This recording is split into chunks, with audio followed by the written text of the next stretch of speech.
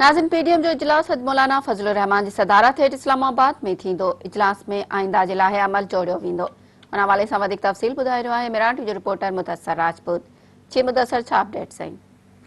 जी जीअं त पीडीएम जो इजलास अॼु मौलाना फज़लुर रहमान जी सदारत में पीएमएलएन जे चक शहज़ाद वारे सेक्रेटरेट में अॼु थींदो। मां तव्हांखे ॿुधाईंदो त हिकु वॾे अरसे खां पोइ पीडीएम जो ही अहम इजलास थी रहियो आहे। अॼु हिन इजलास में ज़रियनि मूजिबि अॼु इहो फ़ैसिलो कयो वेंदो त अवामी नेशनल पार्टी ऐं पीपल्स पार्टी पीडीएम जो हिसो रहंदियूं मुस्तक़िल तौर ते या हुननि खे वापसि आणण जे लाइ हिकमत अमली तयारु करणु घुरिजे या न करणु घुरिजे, इन हवाले सां फ़ैसिलो कयो वेंदो।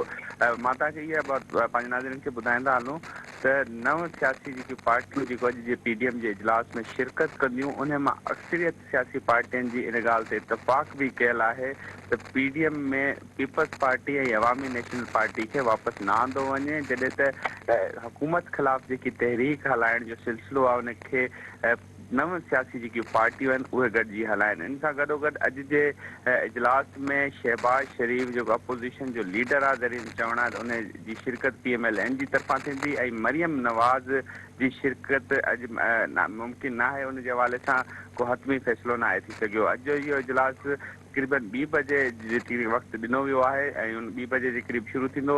इहो इम्कान आहे त राति देरि ताईं हलंदो ऐं राति जो हिकु अहम प्रेस कॉन्फ्रेंस जे ज़रिए पीडीएम जे फ़ैसिलनि बाबति मौलाना फज़लुर रहमान आगाह बि कंदो। मदثر, तव्हांजी महिरबानी।